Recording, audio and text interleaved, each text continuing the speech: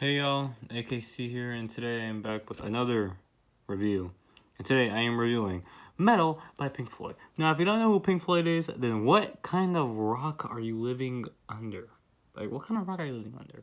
Like, this is really one of the best bands of all time. Has more like four, and if you count this one, five critically acclaimed and commercially acclaimed, and just by the general public acclaimed albums. And they're just known for being progressive, having been doing progressive rock, psychedelic rock, The Wall, just The Wall in total, The Wall for the movie, the album. Like, they have so many hit songs. Come on, how do you not know this band? And you wouldn't know this band as much if it wasn't for this album, Meddle.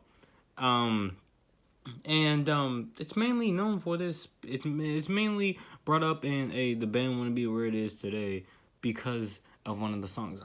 Now, let's get into this album and let's get into that song right now with the first song called "One of These Days," which kind of starts off honestly like a typical Pink Floyd album in a way.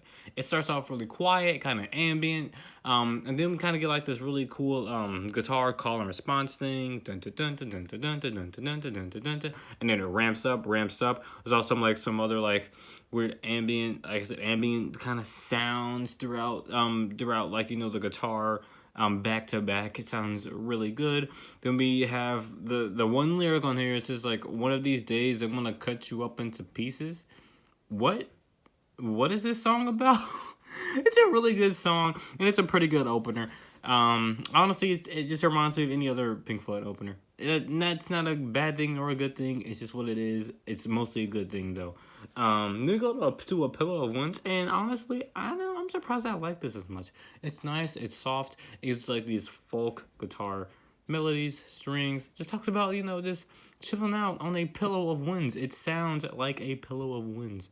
And I really like that. Then we go to Fearless, which is alright. I think it kind of drags on a little bit, in my opinion. Plus, I don't like the returning melody. Like, every single time after this one returning melody, that goes like dun dun dun dun dun dun dun dun dun dun dun.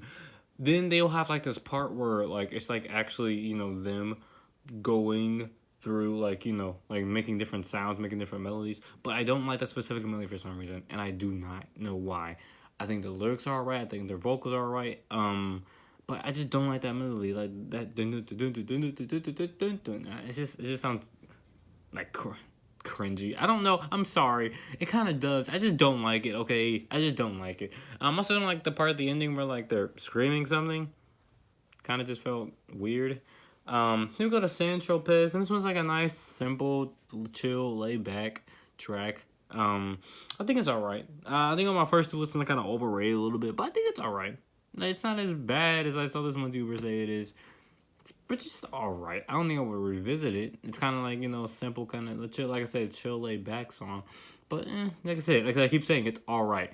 Then we go to Seamus, which is another folk or rock type of song. And this one, again, is kind of just alright. Like these dog barks throughout the song and everything.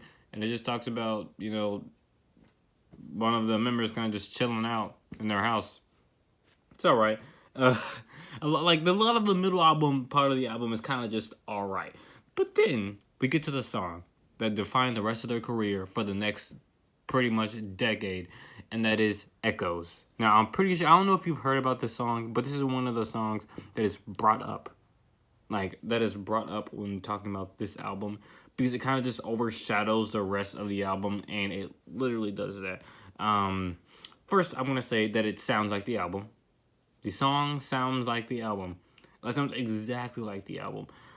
In the way that it starts off with like these like really kind of dense piano keys that kind of ramp up, and then we go to like the Pink Floyd that today. Like they'll have like this really cool drum kind of pattern that'll build up, and then you have like the main melody that kind of like pops up throughout the song.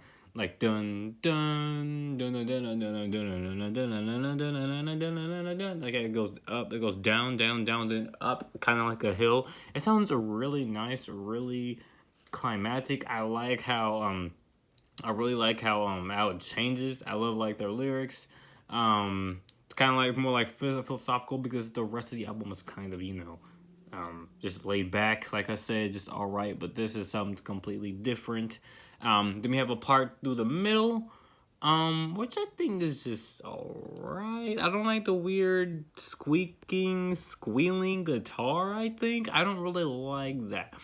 But yeah, I guess it's alright.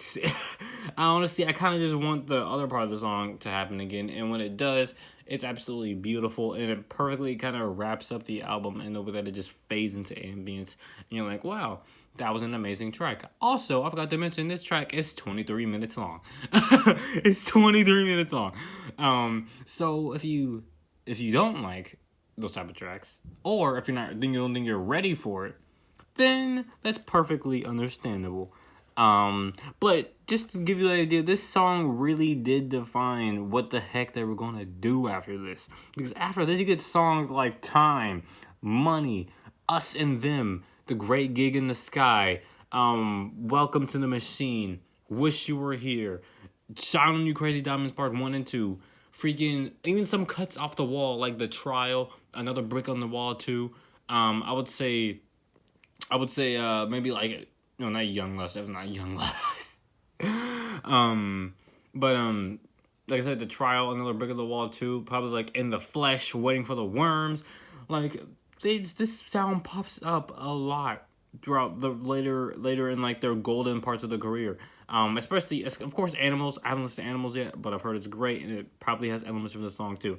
But if you really want to get to know what Pink Floyd was like before, the moon and the man on fire taking another man's hand, and walls, then this is the album. This is the song. Not only this is the album, this is also the song that you should listen to if you want to know about that.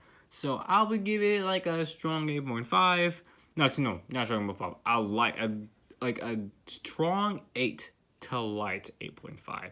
Because the middle part is too alright. It's way too alright considering the first two songs and the last song are so much better than the whole middle part.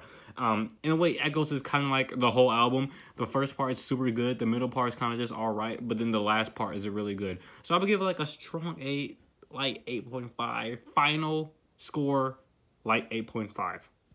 So yeah, I'll see you guys next time for another review. See ya.